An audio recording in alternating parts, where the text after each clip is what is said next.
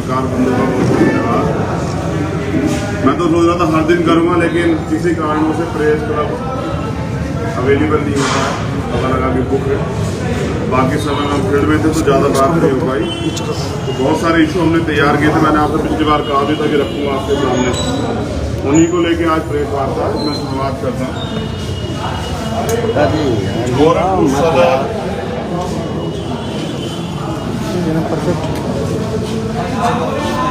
तहसील के ग्राम मानबेला, भाई इनको चुप करवाना कौन, ये बीजेपी के लोग तो नहीं आगे माहौल खड़ा कर रहे हैं, अल्लाह मचाया। पैसे तो हमने पूरे दिए प्रेस क्लब में।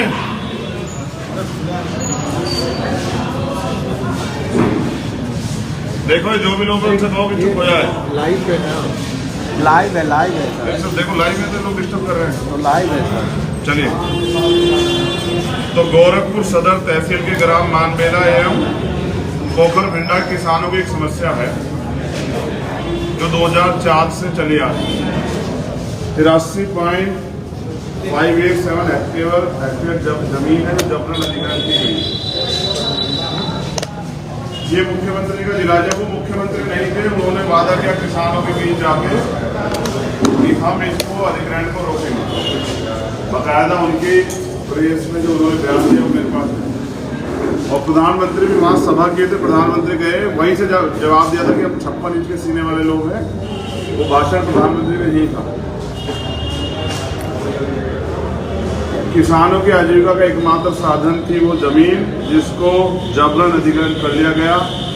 आज तक लोगों को मुआवजा नहीं मिला है। तमाम प्रयास किए गए, सारे नेताओं को, अधिकारी को सबको अवगत कराया गया। लगातार वो लोग आंदोलन भी करते रहे, लेकिन जब वो मुख्यमंत्री ने तब तो साथ दिए, लेकिन जब मुख्यमंत्री बन गए तो उन्हीं को लाठियां बजवाई। अब वो किसान परेशान है। मैं चाहता हूं कि उनकी जमीन का मुआवजा जो एक शासनादेश आया था कि 4 गुना मिलेगा, वो जमीन का मुआवजा नहीं मिले, जिससे कि वो अपने परिवार को आगे बढ़ा पाए।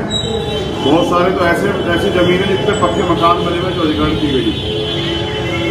दूसरा, गोरखपुर शहर के विकास के नाम पर जनता का हजारों करोड़ रुपए जो है वो सड़क के दोनों तरफ विगत 5 वर्षों से आरसीसी नाला बनवाया जा रहा है।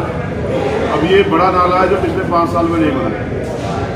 आरसीसी नालों के लेवल मोहल्ले की नालियों के वाटर लेवल की ऊंचाई पर होने के कारण, मैंने पहले भी कहा था 4 महीने गोरखपुर डूबा रहता है, जिससे पानी, गंदा पानी ऊपर आता है तो बीमारियां पैदा होती हैं।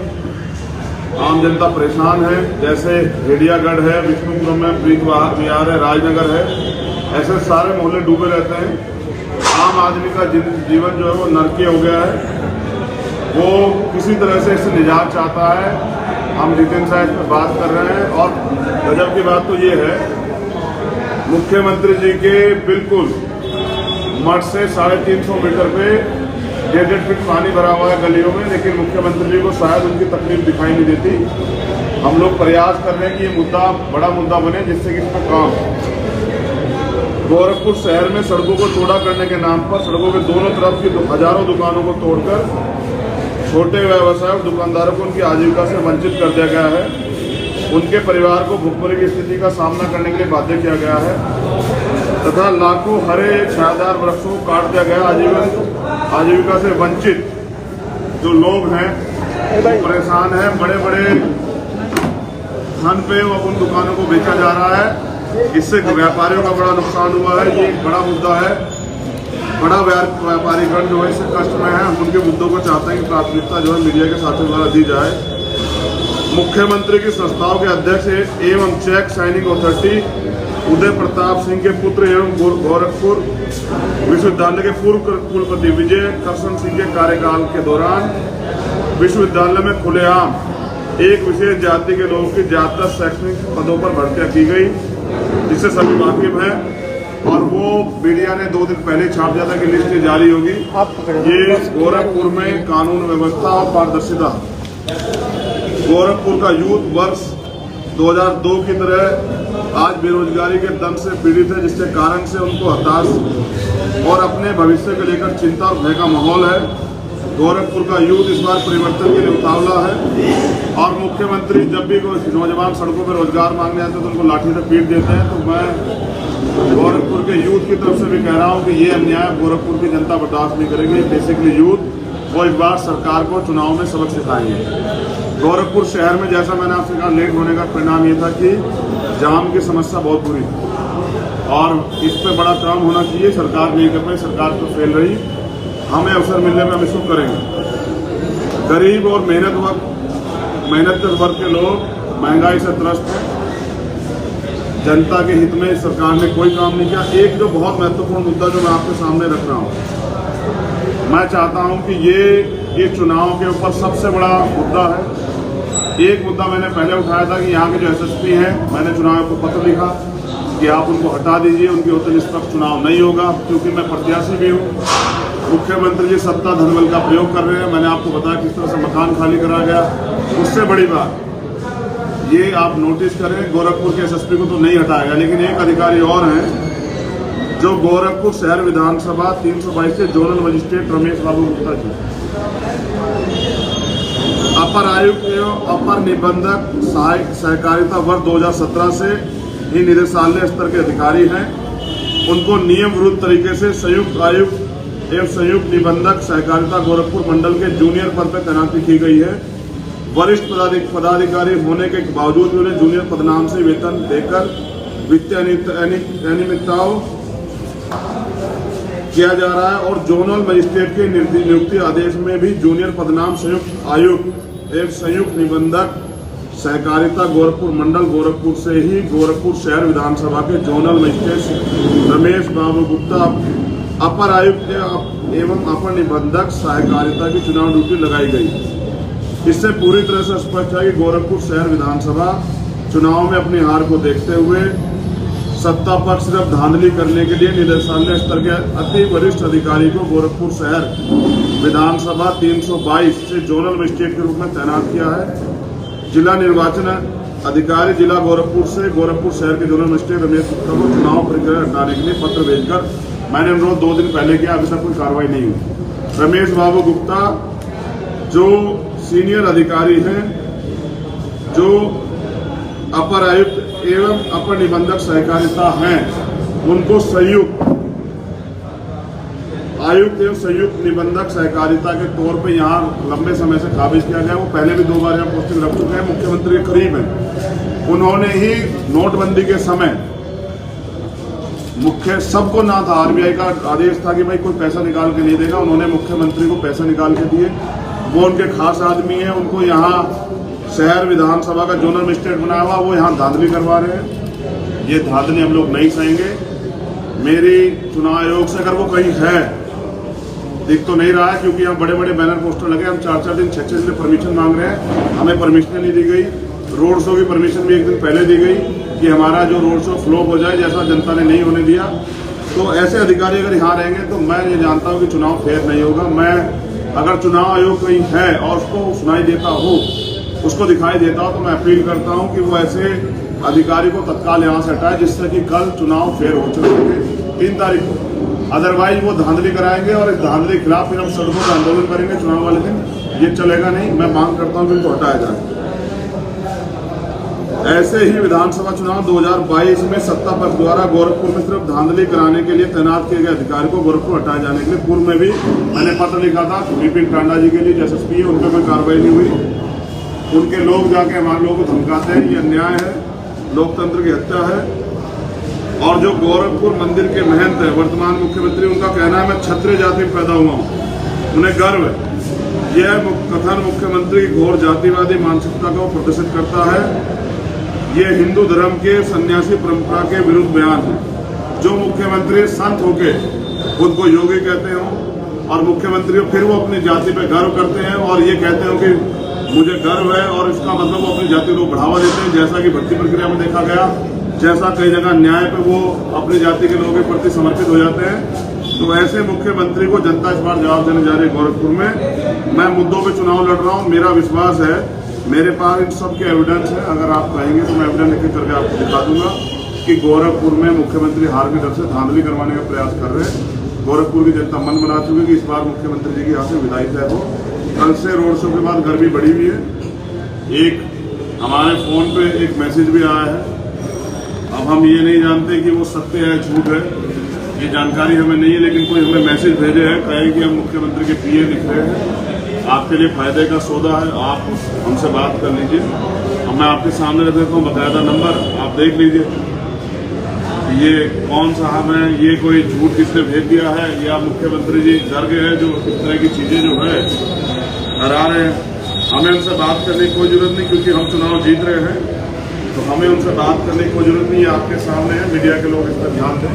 इसकी शिकायत आपने की है किसी से? इसकी शिकायत अभी हम करने जा रहे हैं, रात ही आया था, अब सुबह से हम लोग फील्ड में इसकी शिकायत हम कर रहे हैं। आपके सामने पूरा मैसेज नंबर भी है। मैं चाहूंगा कि मीडिया के लोग इसकी जांच करा लें, ये कौन साहब है, ये मुख्यमंत्री जी के पीए वास्तविकता में है या कोई और आदमी किसी और इंटेंशन से कर रहा है। ये जिम्मेदारी मुख्यमंत्री जी की, उसकी जांच कराएं। उसमें उन्होंने क्या लिखा है ये आप पढ़ लीजिए। लिखा है हमें कांटेक्ट करिए, हम सीएम योगी आदित्यनाथ जी के पीए हैं सर, आपसे बात करना चाहते हैं, इसमें आपका फायदा है। हम यहाँ जनता के फायदे के लिए लड़ रहे नंबर से आया वो नंबर भी बोल दीजिए। नंबर ये है, मैं बोल देता हूँ 7045 473204 ये नंबर है और आपके सामने है। ये कौन साहब है, आप मीडिया के साथी मुख्यमंत्री से पूछिए कि क्या फायदे नुकसान के लिए चुनाव लड़ रहे हैं यहाँ या जनता के फायदे के लिए चुनाव लड़ रहे हैं। इसलिए मैंने मीडिया के साथियों के सामने बात रखी कि कल मेरे साथ कोई अप्रिय घटना भी यहाँ घट सकती है, क्योंकि 3 तारीख को चुनाव है। ये जानकारी हमारे लोगों के दिमाग में है, सब लोग इसको देख रहे हैं। हो सकता है मैं उनकी बात न मानूं तो मेरे साथ कोई दुर्घटना हो जाए। मैं दुर्घटना से नहीं डरता, लेकिन जो दुर्घटना गोरखपुर के लोगों के साथ हो रही है उसका जवाब तो देना पड़ेगा, उसके लिए मैं तैयार हूँ। अगर मुझे नुकसान भी हो जाएगा तो भी मैं खड़ा रहूंगा गोरखपुर की जनता के लिए। लेकिन ये डर भय का माहौल जो उनके अंदर बना है कल से, ये मेरे द्वारा नहीं, जनता की जो जनता के साथ अन्याय किया उसकी वजह से बना। और मैं चाहता हूँ जनता 3 तारीख को अपने डर को, क्योंकि क्रांति धरावी गोरखपुर के लोगों ने अन्याय के खिलाफ लड़ाई लड़ी है, इस बार वो डर कर नहीं डटकर वोट करें और सामंती तानाशाही ताकतों को जवाब दें। वो इस बार बिल्कुल ना घबराए, क्योंकि चंद्रशेखर उनके साथ खड़ा है। इस बार वो परिवर्तन को वोट करें और अपनी जो बेड़ियां हैं गुलामी की, बेबसी की, उनको काट दें। जो डर उनको अब तक था कोई लड़ेगा नहीं, कोई उनके साथ खड़ा नहीं होगा, उनके लिए चंद्रशेखर खड़ा है और चंद्रशेखर उनके साथ रहेगा। नेता बनके नहीं, बेटा बनके लड़ रहा हूँ, हमेशा गोरखपुर का बेटा बनके इनके विकास के लिए लड़ता रहूँगा। अभी जो मैंने आपसे बात कही है उसके लिए अगर कोई एविडेंस आप चाहेंगे तो मैं मजिस्ट्रेट साहब का भी दे दूंगा और मुख्यमंत्री जी का बयान, ये दोनों चीजें मेरे पास हैं। जैसे ये अधिग्रहण वाला मामला है, ये सब मुख्यमंत्री जी के संज्ञान में है। मुख्यमंत्री खूब बड़े बड़े भाषण दिए हैं इस पे, लेकिन आज जो है ये बिल्कुल खाली है, इस पर कोई चर्चा नहीं हो रही है। मुख्यमंत्री ने खूब लाठी से पिटवाए वो लोग जो लोग फिर आंदोलन किए। कभी मुख्यमंत्री जी वहीं सभा करके प्रधानमंत्री का भाषण दिलाए कि हम 56 इंच के सीने वाले हैं। आज किसानों के लिए वो सीना नहीं दिख रहा है। जैसा मैंने कहा गुप्ता जी के बारे में, तो वो बड़े अधिकारी हैं, लेकिन यहाँ क्यों अपॉइंट किए गए हैं, उनको क्यों ये वेतन मिल रहा है, इसकी पूरी रिपोर्ट मेरे पास है। मैं आपके सामने रख देता हूँ कि वो यहाँ कब कब रहे, उनका कार्यकाल और सब चीजें, ये उनका कार्यकाल है, आप देख लीजिए। नियम ये भी है कि 4 साल से जो अधिकारी कई हैं 3 साल, और ये चुनाव आयोग का वो है ऑर्डर, मैं ऑर्डर संख्या भी बता दूंगा कि उसको हटाया जाए, लेकिन वो यहाँ हटाए नहीं गए, वो तो यहाँ जोनल मजिस्ट्रेट बना दिए गए। तो क्या मुख्यमंत्री जी धांधली पे चुनाव लड़ेंगे? और अगर मुख्यमंत्री जी हिम्मत नहीं जुटा पा रहे हैं तो फिर क्यों चुनाव लड़ रहे हैं? किसने कहा था कि चुनाव लड़ना है? क्या बीजेपी के लोगों ने उनको फंसा दिया है? चुनाव लड़ा के पहली बार के हरा गए, वो चाहते नहीं बीजेपी के, तो कुछ लोग सीनियर लोग भी चाहते मुख्यमंत्री बने। तो ये ऑर्डर है भारतीय निर्वाचन आयोग का संख्या 403/6/1 कि 4 साल से 3 साल के जैसे ज्यादा का रहा अधिकारी नहीं रहेगा चुनाव के समय, कि वो मदद करेगा। आप देखिए ये 4 साल वाले साहब हैं, क्यों है ये जनता को बताना पड़ेगा। तो मेरी आपसे अपील है कि आप हमारी बातों को जैसे आप लगातार रखते आए, पिछले 6 दिन आपने लगातार हमारी चीज़ों को जनता के सामने रखा मीडिया के जरिए, ऐसे ही मैं चाहता हूँ कि आप भी रखें। एक ये सुभाषवादी भारतीय समाज पार्टी के राष्ट्रीय अध्यक्ष श्रद्धेय अशोक श्रीवास्तव जी, उन्होंने उनकी पार्टी का समर्थन हमें दिया है इस चुनाव में। मैं उनका धन्यवाद करता हूं और अपने श्रीवास्तव कायर समाज के लोगों से कहता हूं कि आप चिंता न करें, आपके साथ जो अन्याय हुआ है उस अन्याय को भी हम मजबूती से लड़ेंगे, हम आपके साथ। धन्यवाद। अभी कोई सवाल हो तो पूछेंगे। मैं यहाँ की प्रेस मीडिया का बहुत धन्यवाद करता हूँ, लगातार वो मुझे दिखाते रहे और इस प्यार के लिए बहुत बहुत धन्यवाद। कुछ बचा तो नहीं है, ठीक है विवेक भाई, अलग से करना है। कल के रोड शो में आपने देखा जिस तरह भाजपा के लोग बार बार हमारे कार्यकर्ताओं को पर्चे फेंके, उनको उकसाने का प्रयास किया। मुझे उम्मीद नहीं थी कि मुख्यमंत्री जी का स्तर इतना गिर जाएगा कि वो अपने गुंडों से सबसे कराएंगे, ठीक नहीं है। जब चुनाव है होने दीजिए, जनता जिसको तय करे वो जीत जाए, आप जीते या हम, लेकिन ये सत्ता के दुरुपयोग ठीक नहीं है। इसका खामियाजा लोकतंत्र की हत्या खामियाजा जनता देख रही है।